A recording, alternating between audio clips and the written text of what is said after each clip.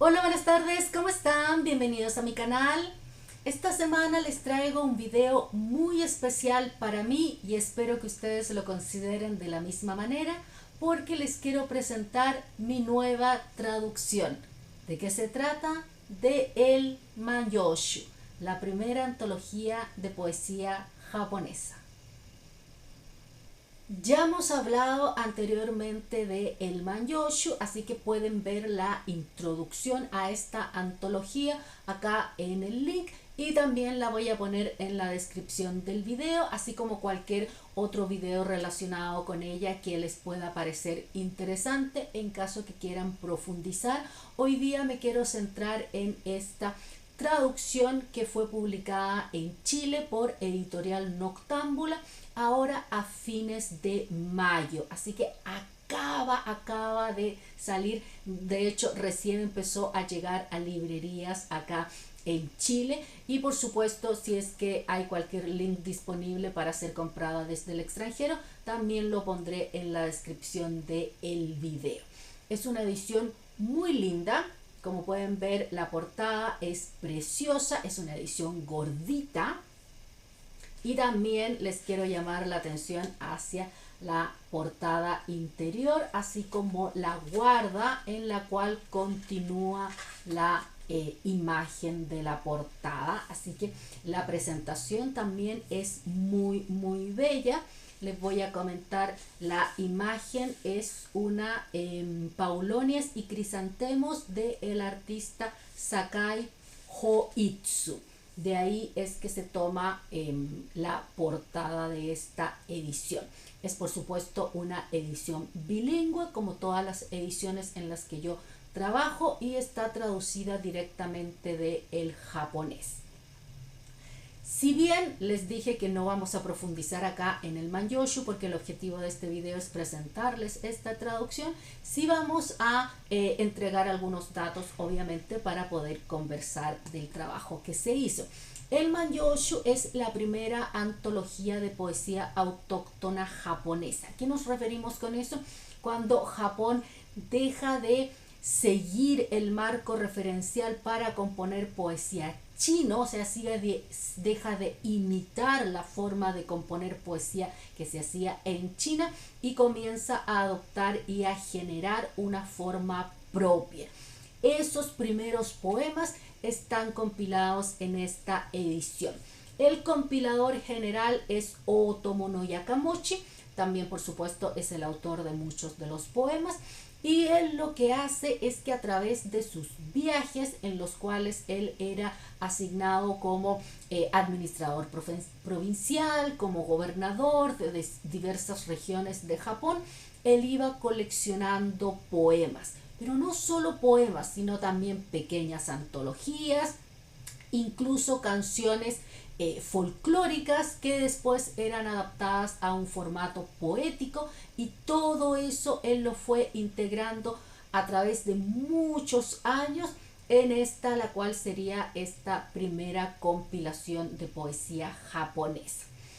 Tiene en el original más de 4.500 poemas divididos en 20 rollos sin una división temática. Eso significa que en cada rollo nos podemos encontrar con, por ejemplo, poemas de amor, poemas de estaciones, poemas de muerte, etcétera. Son muy variados. Y es muy importante, de hecho está considerada dentro de las Sandai Wakashu, las tres grandes antologías japonesas, que son el Manyoshu, el Kokin Wakashu y el Shinkokin Wakashu. O sea, la primera de todas, la primera imperial y la octava imperial. Esas son las tres grandes antologías de poesía japonesa. Y como decíamos, tiene más de 4.500 poemas, y por supuesto traer 4.500 poemas a una traducción sería impensable, así que lo que viene aquí es una selección, y les voy a explicar un poco cómo surgió esta. ¿Cómo presentar a una selección más pequeña? De hecho, aquí vienen 103 poemas. Entonces, ¿cómo elegimos? En este caso, ¿cómo elegí yo, ya que yo hice la selección? estos 103 poemas con dos objetivos. El primero era la importancia, la relevancia, la calidad de los poemas, y el segundo, el balance.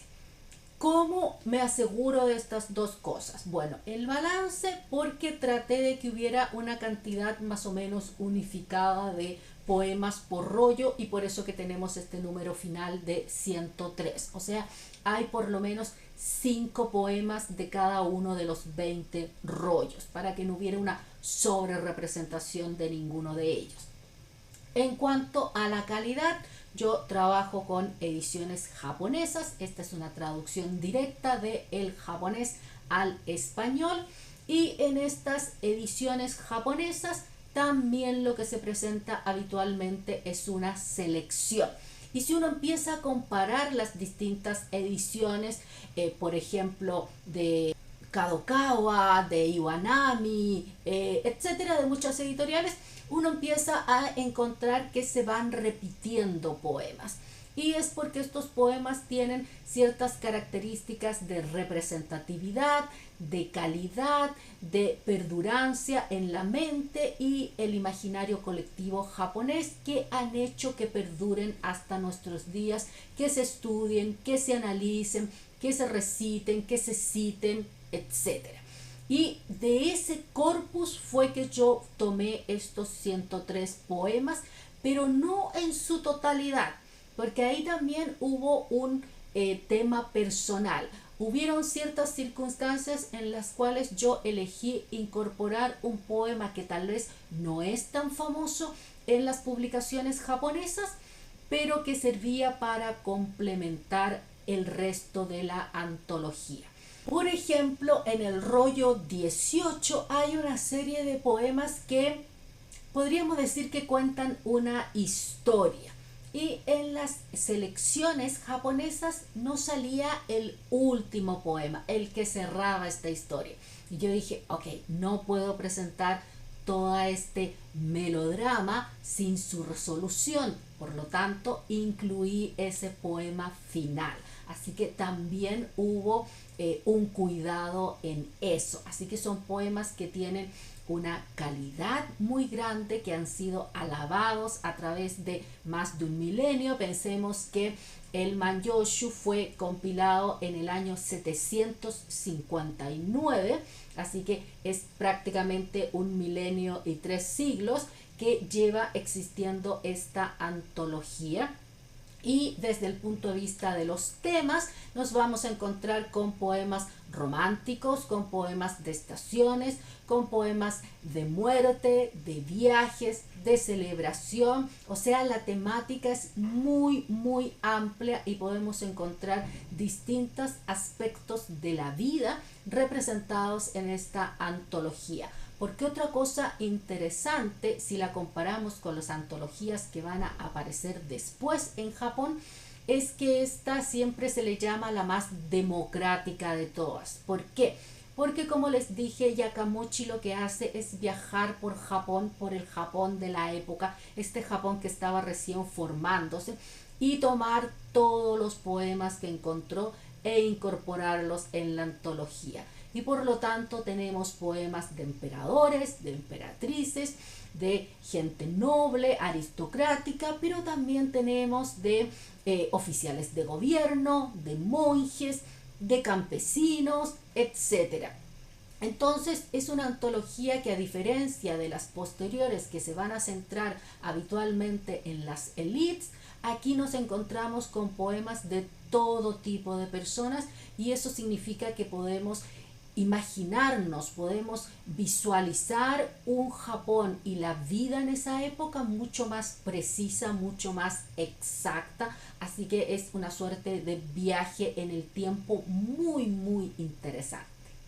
En cuanto a la traducción en sí, es una traducción que yo vengo trabajando desde el año 2018, 2017, 2018. empecé a traducir los primeros poemas que últimamente se convertirían en esta edición. Así que pueden sacar la cuenta, son varios años de trabajo desde, como les dije, 2017-2018 a mayo de 2025. Por supuesto, hubo una lectura de los poemas originales, una selección, una primera traducción, una segunda traducción, una tercera traducción, así que son poemas que están muy trabajados. Además, esta es una edición comentada, por lo tanto, es una edición bilingüe, por supuesto, así que les voy a mostrar una página para que se hagan una idea. En una página sale el poema en japonés y en romaji para que el que lo quiera leer o memorizar. En la otra página sale la traducción y sale el comentario. Así que es una edición que no solamente sirve para conocer bellos poemas, sino además para aprender más de poesía, pero también aprender, como dijimos, más del Japón de la época. Porque dependiendo del poema hay notas que están enfocadas en algún uso lingüístico, en el significado o uso de alguna palabra, pero también hay notas dedicadas a geografía, a costumbres de la época, a relaciones entre un poema o un poeta y otro, porque hay poemas que conversan entre ellos, hay varios poemas que son epistolares. Así que en ese sentido uno puede no solamente, como les digo, disfrutar los poemas, sino además ir estudiando muchísimo más tanto de la época, de la gente que vivía, de cómo era el Japón de esos momentos y también cómo funcionaba la poesía en sí misma.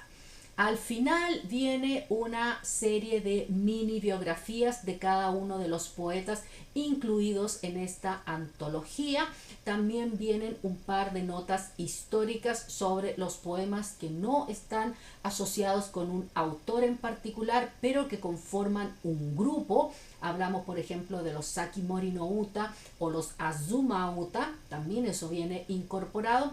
Viene, por supuesto, una introducción para conocer de lo que se trata la obra. Viene un prólogo y un índice por primer verso en caso que uno quiera buscar un poema en específico. Alguien se puede preguntar, ¿por qué publicar una antología del siglo VIII ahora en el año 2025? Incluso alguien se podría preguntar por qué traducirla. Evidentemente es un japonés completamente arcaico. De hecho, el Manyoshu, dentro de sus características, nos encontramos con que como fueron compilados estos poemas, como fueron escritos, era en los primeros intentos de adaptar la escritura china al idioma japonés, en el llamado Manyogana o el kana del Manyoshu. Obviamente en esta edición no vienen escritos de esa forma, vienen escritos con la escritura contemporánea del idioma, pero sí con las palabras que se usaban en la época. Así que en ese sentido sigue siendo japonés clásico. ¿Por qué darse evidentemente todo ese trabajo? Bueno, porque esta es una antología muy importante, no solo es la primera, sino que es de la cual comienza a nacer todo lo que se habla después en poesía. Por ejemplo, acá hemos hablado muchísimo de el Kokin Wakashu, esta primera antología imperial, y ahí vemos que lo que se hace es hacer una codificación o un orden. Se pone todo por tema, se pone todo por momento, etcétera, y eso permite dar una estructura que después va a seguir siendo usada durante siglos, no solamente en poesía, sino incluso en composición de prosa, como podemos ver en el Genji Monogatari, en el libro de la almohada y tantos otros. Pero ¿de dónde nace eso? ¿De dónde empezamos a ver eso que después el Kokin no Wakashu va a ordenar? Bueno, lo empezamos a ver acá en el Manyoshu. aquí es donde empieza a nacer la poesía, por decirlo de alguna manera.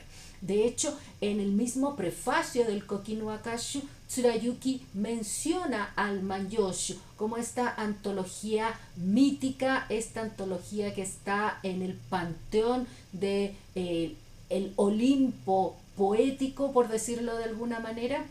Así que evidentemente tiene ese peso, ese valor. Pero además es una antología que se sigue estudiando hasta el día de hoy y que de hecho tuvo un revival muy fuerte en el año 2019, cuando comienza la nueva era imperial en Japón con la ascensión del nuevo emperador. Estamos en la era Ereiwa y el nombre Ereiwa fue tomado de el Manyoshu. Todo eso viene explicado en la introducción, en el prólogo de esta edición. Así que es una edición no solamente importante por lo que significó en el momento de su concepción y a través de los siglos, sino que es una antología todavía relevante en nuestros siglos, sigue estando ahí presente. De hecho, una de las ediciones que me traje yo de Japón fue precisamente, a mí me tocó ir a estudiar el 2019 a Japón y habían salido todas estas nuevas ediciones de El Manyoshu y una de ellas es esta de Kadokawa, y le pusieron este obi, este cinturón muy bonito, y que precisamente dice que es una edición, podríamos decir, conmemorativa del primer año de la era Ereiwa, que por supuesto esta fue una de las ediciones que se utilizó para hacer esta traducción. Así que, como podemos ver, es una edición que sigue vigente y por lo tanto tiene toda la razón del mundo el que se traduzca, para que nosotros acá en este lado del mundo donde hablamos español podamos disfrutar de ella, podamos conocerla, pero también podamos ver estos primeros pasos, estas primeras huellas de la poesía japonesa.